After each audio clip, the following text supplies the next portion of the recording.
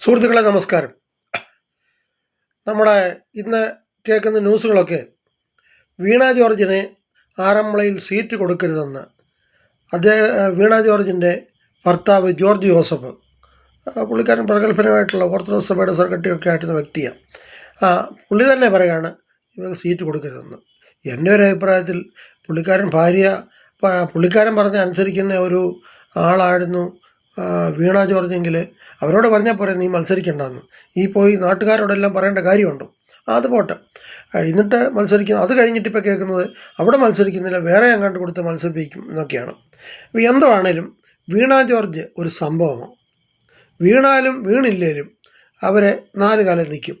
അപ്പം ഈ പുള്ളിക്കാരൻ്റെ വീട്ടിൽ നിന്ന് തന്നെ പുള്ളിക്കാരത്തിയുടെ ഈ ചെയ്തികളെപ്പറ്റി നമുക്കറിയത്തില്ല. ഈ പറഞ്ഞ വാണിയനും വാണിയത്തെയും കളിയാണോ ഇതെന്ന്.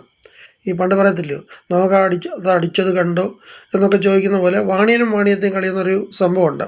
ചിലപ്പോൾ അതാകാനും ചാൻസ് ഉണ്ട്. ആറന്മുളയെ തോക്കാൻ ചാൻസ് ഉണ്ടെങ്കിൽ വേറെ എവിടെയെങ്കിലും കൊണ്ട് മത്സരിപ്പിച്ച് ജയിപ്പിക്കാനായിട്ടുള്ള ഒരു അടവാണോ ഇതൊന്നും അറിയത്തില്ല. ഏതായാലും വീണ ജോർജിൻ്റെ വീട്ടിൽ നിന്ന് തന്നെ ഇപ്പം നമുക്ക് കേൾക്കുന്നത് അവരെ മത്സരിപ്പിക്കുന്നതെന്ന് വീട്ടിൽ നിന്ന് പറഞ്ഞാൽ സ്വന്തം ഭർത്താവ് തന്നെ നേതൃത്വത്തോടെ, മാർക്സിസ്റ്റ് പാർട്ടിയുടെ നേതൃത്വത്തോട് അഭ്യർത്ഥിച്ചു എന്നാണ് കേൾക്കുന്നത്.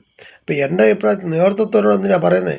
ഈ സ്വന്തം ഭാര്യയോട് പറഞ്ഞപ്പോൾ നീ മത്സരിക്കണ്ട, നീ മത്സരിച്ച് കഴിഞ്ഞാൽ ഞാനോട് ഇറങ്ങി അല്ലെങ്കിൽ നിന്നെ തോൽപ്പിക്കും എന്ന് പറഞ്ഞു കഴിഞ്ഞാൽ തീരാവുന്ന പ്രശ്നമേ ഉള്ളൂ. അത് നാട്ടുകാരെ മുഴുവൻ ഇപ്പോൾ അറിയിച്ചു. ഓക്കെ, ഇത്രയും പറഞ്ഞുകൊണ്ട് ഞാൻ ഉപസംഹരിക്കുന്നു. നന്ദി, നമസ്കാരം, ജയ് ഹിന്ദ്.